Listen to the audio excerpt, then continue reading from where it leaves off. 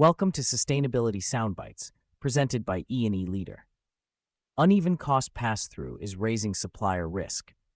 Suppliers facing the same increase in energy, freight, or material costs are not responding the same way.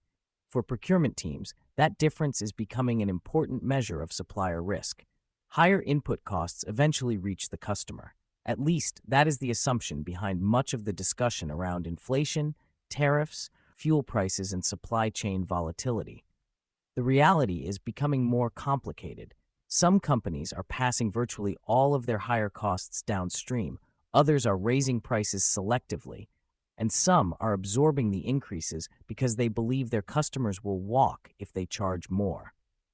That difference matters for procurement teams because a supplier that has not raised its price may not be experiencing less cost pressure. It may simply be carrying more of that pressure itself. The Federal Reserve's July 2026 Beige Book makes that distinction unusually clear. Across industries, businesses continued to report higher fuel, transportation, electricity, insurance, and other non-labor costs, but companies differed substantially in what they did about them. Some passed all of the increases to customers, some recovered only part, and others absorbed them rather than risk losing business. That turns cost pass-through into more than a pricing issue. It is becoming a window into supplier financial resilience.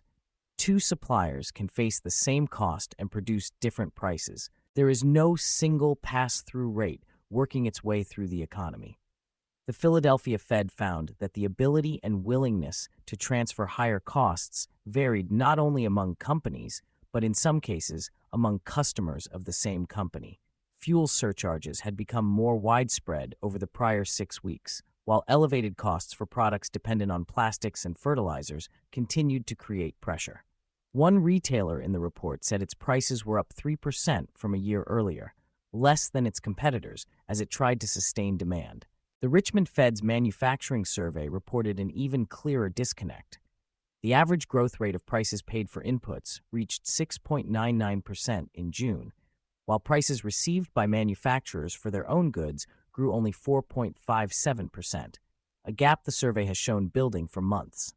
Many producers are absorbing a meaningful share of higher costs while weighing whether customers will accept increases at all.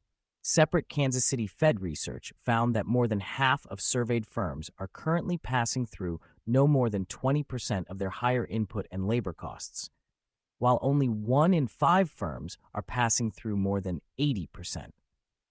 For procurement, that creates a potentially misleading signal.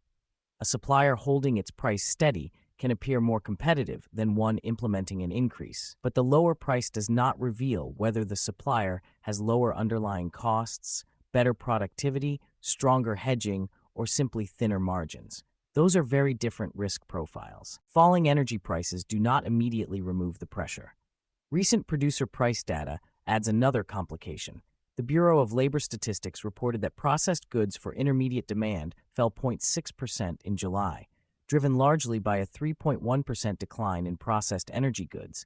Diesel prices alone fell 6.7%.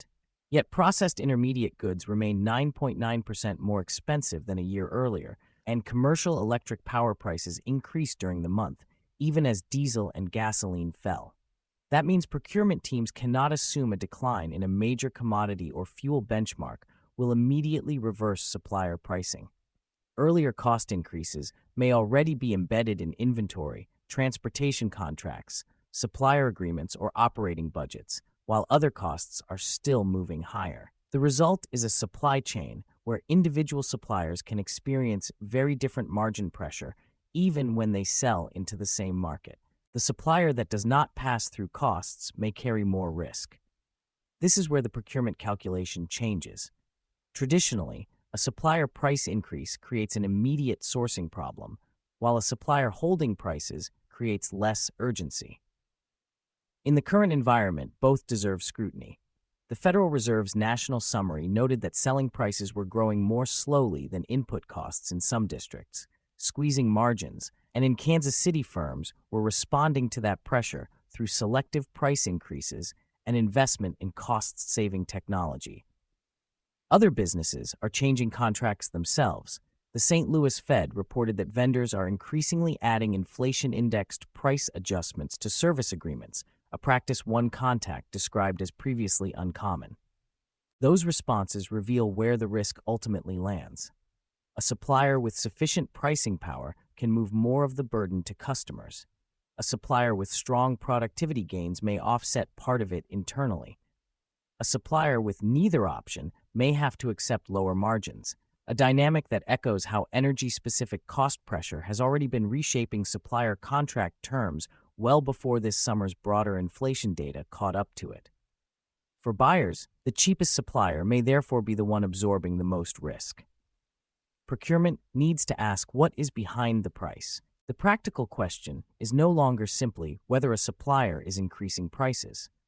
Procurement teams increasingly need to understand why one supplier is raising prices while another is not, which means looking beyond the quote to the supplier's exposure to electricity, fuel, freight, commodities, and tariffs, the mechanisms it has for transferring those costs, and its ability to absorb volatility without reducing investment, service, or capacity. It also means paying closer attention to contract language, fuel surcharges, inflation adjustments, commodity escalators, and other mechanisms determine how quickly a cost shock moves from a supplier's income statement onto the buyer's, a structural shift already visible in how energy risk has migrated out of centralized procurement functions and into individual supplier agreements. The San Francisco Fed reported both vendor-imposed fuel surcharges and wide differences in firms' ability to pass elevated costs downstream, reinforcing that this is a national pattern rather than a regional anomaly,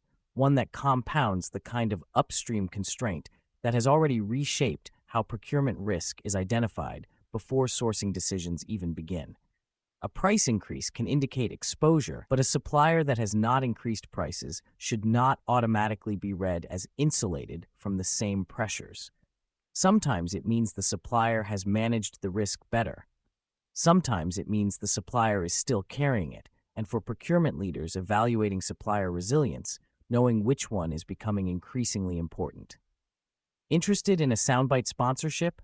Check out the energy category, currently sponsored by Amazon.